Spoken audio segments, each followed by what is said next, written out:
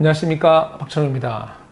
오늘은 부동산 시장 뉴스 두 가지를 가지고 이야기할까 합니다. 한쪽은 당연히 정부 정책이 효과 있는 것처럼 보이는, 또 다른 쪽은 전혀 그렇지 않은, 그리고 이제 철저히 입장은 실수요자, 서민 입장에서 얘기할까 합니다. 사실은 큰 자산가들은 나중에 언제든 무슨 기회가 있고, 어떤 세금을 맞던 어떤 상황이 돼도 큰 타격을 안 보죠. 그런데 이제 서민 입장은 좀 다르잖아요. 특히나 요즘에 보면 상실감이 컸던 사람들 되게 많거든요. 그래서 지금이라도 타야 되나? 막차를? 또는 누군가는 지금 타면 상투 아닌가? 이런 걱정 되는 시기거든요. 근데 뉴스가 양쪽이 다 나와요. 사람 정말 혼란스럽게 하죠. 근데 이제 미리 말씀드리면 저는 이렇게 말해요. 지역별로, 내 금액별로 골라서 보셔야 돼요. 자세히 보시면 뉴스가 철저히 고액, 그런 큰 자산의 아파트 이런 위주의 타겟에 맞춰진 게 있고, 철저히 서민 지역에 맞춰진 게 있는데, 그거를 잘 분석해서 약간만 보시면 내가 있는 금액대, 내가 갖고 있는 자산 크기에서 접근해야 되겠다 말을 이런 감이 나오거든요.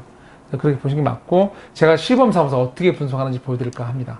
자, 우선 기사 하나를 볼까요? 먼저 기사는 이거죠. 반포자이 한 달 새 4억 뚝.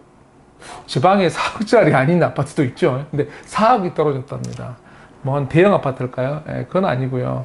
그 다음에 이제 뒤에 나온 말이 법인하고 다주택자에게 나옵니다. 법인 다주택자. 자, 우선 보시죠. 금액이 어느 정도였는지. 24억, 25억을 그냥 넘어선 아파트였습니다. 크기는 84.93. 그러니까 30평대 아파트 말합니다. 30평대 아파트가 25억을 넘어섰다가 28억이었다가 24억 뚝 떨어졌다. 되게 비싼 아파트죠. 이건 비싼 아파트의 기사입니다. 비싼 지역. 내부 내용을 좀 보실까요? 보시면 임대차 3법으로 세입자 권리가 강해지면서, 그건 아시죠? 무슨 말인지. 임차인이 더 오래 살 수 있죠. 일에 한해서. 그 다음 보면 밑에 나온 대로 이제 돈이 오래 묶이죠. 왜냐하면 정부가 내가 양도 차익을 좀 제대로 더 가져가려고 하면, 양도세 들려고 하면 정부가 너 실거주해, 이제 실거주 요건을 강화시켰는데, 내가 들어가 살고 싶어도 세입자분이 더 오래 살 수 있으니까 시간이 내 편이 아닌 게 된 거죠. 특수한 예의정을 단다 하지만 하여간 시간이 지금 내 편이 아니에요. 자, 그런 경우를 얘기하는데, 더군다나 월세라면 보증금이 더 작죠. 그러니까 내가 자금 회수가 안 되는 그런 경우죠. 근데 사실은 정확히 보면 월세를 처음 사고 들어갔다는 소리는 이 월세 수익도, 짧게는 월세 수익 보면서 양도차익 보겠다는 경우였거든요. 그래서 자본이 큰 분들이 많이 들어가거나 좀 특수한 경우가 많죠. 근데 그게 대표적인 게 법인인 경우. 그게 많아요. 왜냐하면 법인 소유 물건은 저희 보듯이 100% 임대용. 이게 무슨 말인지 아시죠? 법인이 법적으로는 사람이죠. 법인 입격제. 근데 실생활에 법인이 사람입니까? 아니죠. 법인은 자가 거주를 할 수 없어요. 서류에 와서 서류상 존재하는 거라서 들어가 살 수가 없어요. 그래서 법인이 소유한 물건을 당연히 사는 사람은 100%다 임차인이죠. 전원이다. 그러니까 우리가 말하는 어떤 실거주 여건이나 여러 가지 장기 보유 이런 거에서 당연히 득을 볼 수가, 법이 바뀌면 없죠. 그런 경우. 그러면 이제 법인 입장에서는 다수의 투자가 모인 경우가 의외로 있는데, 우리가 말하는 가족법인도 있지만 정말로 우리 사모펀드 운영하듯이 그런 법인들도 있거든요. 그래서 그런 경우에 여러 가지 혜택을 가지고 우리가 은행 이득보다 약간의 더 높은 이득으로 주고, 월세는 양도 차익은 덤이었죠. 법인세를 내니까 더군다나. 그랬는데 이게 다 깐다 그러니까, 더군다나 여기는 아까 말씀드렸듯이 얼마짜리 아파트? 우리가 3억, 4억, 5억 이거면 차익이 작잖아요. 근데 여기는 20몇 억짜리죠. 분명히 차익도 좀 더 크겠죠. 임대차 말하는 임대 가격과 매매 가격의 그 차도 또 클 거예요. 그래서 많이 묶이죠. 그러니까 당연히 나오죠. 그래서 이 뉴스는 철저히 고액 아파트 지역의 물건이에요. 아래도 보듯이 잠실 리센츠, 다 비싼 아파트예요. 그래서 우선은 제가 첫 시작할 때 그랬죠. 뉴스를 보실 때 그냥 무작정 받아들이지 마시고, 이 뉴스는 누구에 대한 뉴스냐면 고액 아파트 지역의 뉴스예요. 그렇게 생각하시는 게 맞고요. 좀 넘어가 보면, 그래서 더군다나 이제 이런 고액 아파트 지역의 특성이 뭐죠? 소유주 특성이 다주택자일 확률이 대단히 높죠. 20몇 억짜리 아파트 저기 사시는 분들이 집이 저거 한 채만 있을까요? 물론 한 채 있는 분도 있어요. 근데 상당수. 우리가 보통 강남, 서초, 송파 보면 다주택자 비율이 대단히 높죠. 예, 자산가도 많으니까. 그래서 저기 있는 분 다주택자가 많아요. 당연히 그러니까 저런 거에 압박을 받죠. 근데 더구나 법인이 더 심하죠. 근데 또 이제 저분들이 주택만 있냐고요? 아니죠. 예, 보유세 부분도 문제가 돼요. 왜? 토지도 있고 상가도 있는 분이 대단히 많아요. 그러니까 당연히 저게 되면 부담이 되니까. 더군다나 법인은 더 그랬을 거고. 그래서 저런 지역 아파트에 뚝뚝 떨어지죠. 그래서 그런 다른 특수한 요인이 있는 지역의 물건들 가지고 나온 뉴스예요. 근데 저걸 가지고 우리가 서민지역을 바로 적용한다? 그건 다른 얘기다 이거죠. 그래서 여러분이 갈 지역이 뭐 어딘지, 내가 타겟 보고 있는 게 어딘지를 보고 뉴스도 받아들여야지 무작정 받아들이면 안 된다. 그럼 이제 최대 서민지역 뉴스를 한번 가볼까요? 최대 서민, 서울에서. 갭 투자 막자 3억 원 이하 서울 아파트. 서울에서요, 솔직히 3억 이하 아파트 많지 않아요. 많지 않은 비율이고요. 당연히 갭이란 말은 즉 전세 가격도 비율이 높죠. 그래서 갭 차이가 얼마 안 나는 아파트죠. 저런 아파트가 만약에 전세가율이 높은데 뭐 갭 투자 막아서 그런 게 아니고 여러분이 실수요자가 생각해 볼게요. 돈이 많지 않아요. 근데 열심히 살아서 내가 통장에 얼마를 모아놨죠. 근데 주변이 너무 오르는 거예요. 내 주변이. 박탈감도 심하죠. 근데 내가 갖고 있는 돈은 얼마 안 커요. 근데 나도 왠지 놓치는 것 같아요. 장기적으로 봤더니 저런 아파트 특성이 뭐 이렇게 뭐 많은 게 상계동 이런 데 보면 이 주공 아파트들 평수 작은 거. 저거라도 하나 우선 사둘까? 나 직장은 멀어요, 뒤에. 근데 집은 없어요. 저거 하나 사둘까? 내 금액도 작은데 사둘 수 있잖아요, 사실은. 왜? 정부가 일주택 막은 건 아니니까. 그런 경우 이제 저렇게 일어나죠. 서민 시장에서 이제 실수요들, 뭐 규제 작은 물건들, 뭐 이런 것들. 그래서 제가 보기에는 이제 이런 거예요.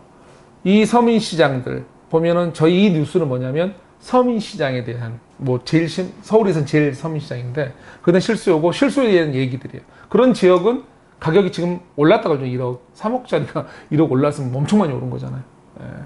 그런데 그런 지역들은 뭐다? 제가 보기에는 어떤 아까 말한 갭차 막자가 아니고 실수요 시장이 살아있고 또는 실수 아니더라도 이 우리 패닉 바잉 정말로 살 수 있는 사람은 저걸 하나 사보자. 그런 사람이 많다 이거죠. 뭐 저런 시장은 앞으로도 그럼 나아질 것 같냐? 많이 낮아질 것 같냐? 아니다 이거죠. 당연히 이 뉴스는 서민 지역에 맞는 뉴스죠. 그래서 내가 갖고 있는 자본의 크기에 따라서 맞는 뉴스를 봐야 된다 이거죠. 그래요 지금 상황이.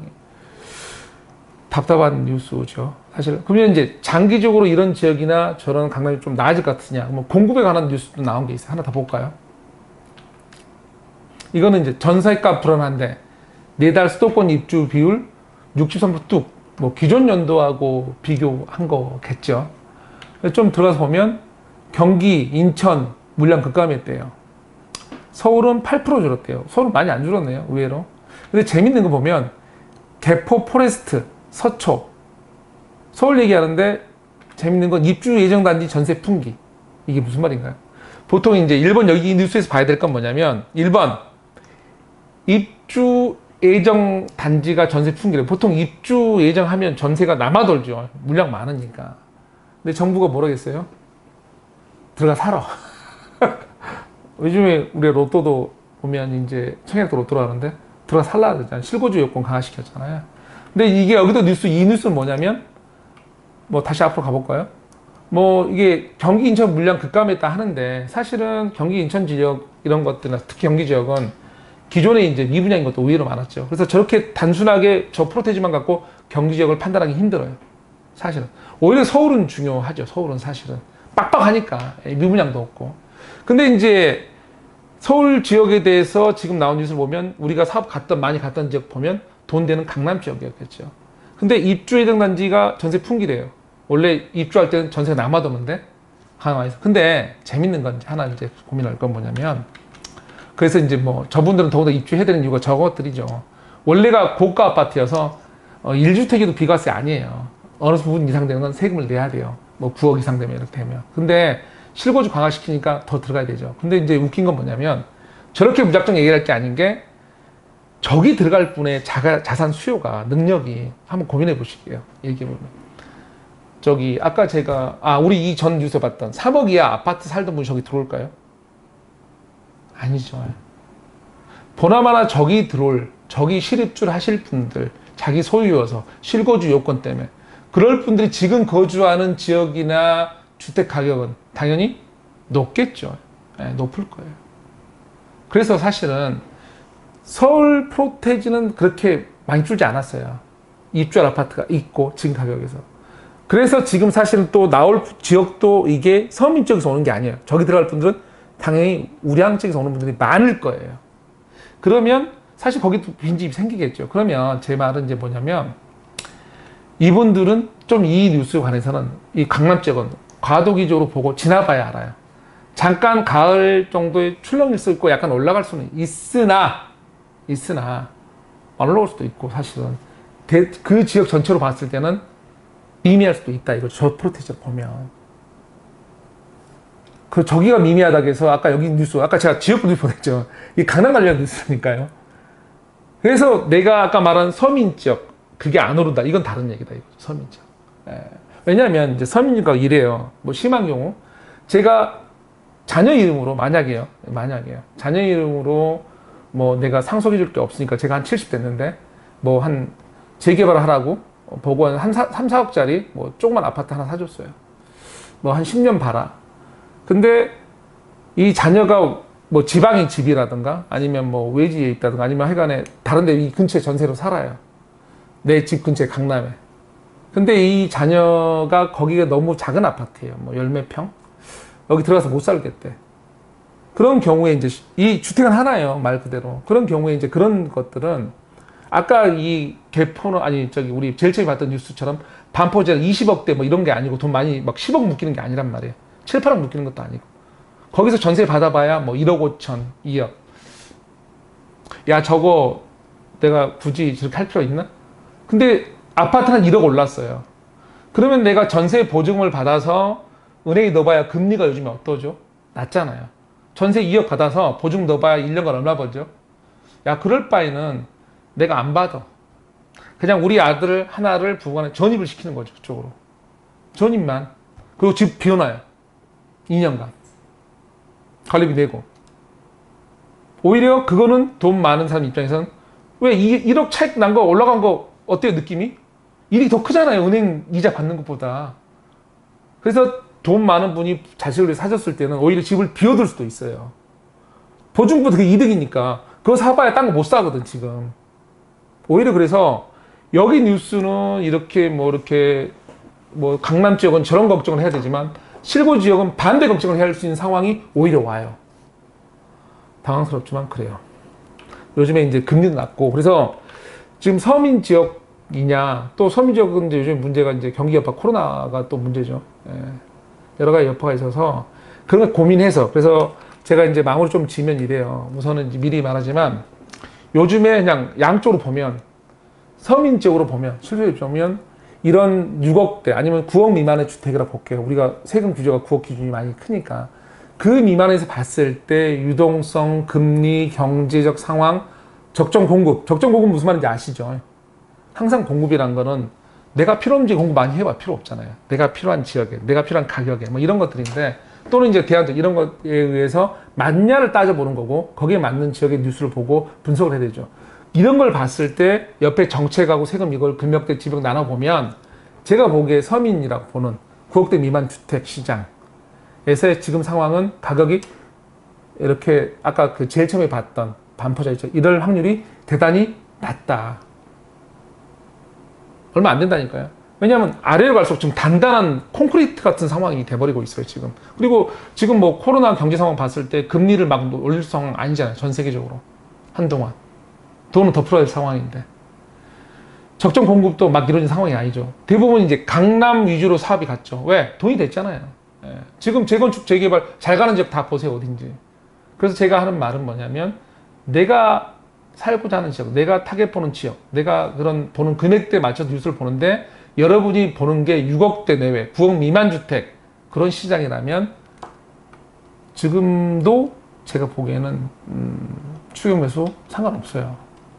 특히 이제 보면 실수 입장에서 좀 시장을 나누면 낮은 금액대 말고도 이제 재건축, 재개발 장기적으로 아까 말씀드린 서울시 뭐 한강변에 또는 뭐 강북의 일부 지역에 장기적으로 보는 지금은 나 안 살 건데 집 하나만 자식으로 사줄 때 장기적으로 너 좋은 아파트 하나 가져봐. 이런 개념. 왜 정부 입장에서의 어떤 이제 용적률 모두에서 도시의 어떤 공부를 더 해야 되는 입장이고 또 프로젝트도 줘야 되고 도시도 더 이쁘게 만들어야 되고 근데 금리는 지금 어떤 약하잖아요. 모든 부분에서 한동안 쭉 그렇게 갈 거고 그 다음에 이제 단지형 소형 전원주택 뭐냐면 어쨌든 코로나가 지금처럼 정말로 이게 얼마 전에 뭐 며칠 전에 보니까 뭐 영국 학자가 뭐 안 사라진다네 뭐라고 하는데 사라져야 되겠지만 어쨌든 가면 주변의 소형 주택들 전원주택들 바로 근교에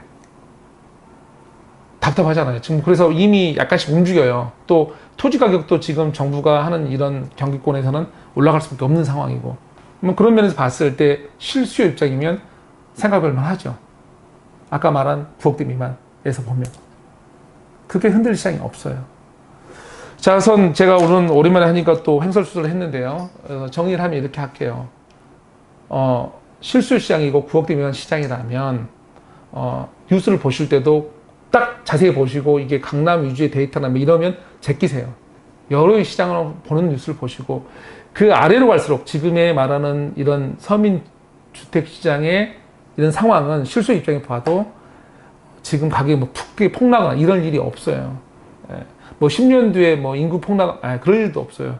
인구 감소는 감소대로 여기 집중하게 되니까 그건 나중에 한번 풀 거지만 그래서 우선은 적극적으로 시장 보시고 청약 시장도 보시고 안 되면 특히 재개발 시장, 주택시장 재개발을 잘 공부해서 노려보시기 바래요. 오늘 또 한번 풀어봤고요. 자주 못 올려서 너무 죄송합니다. 감사합니다.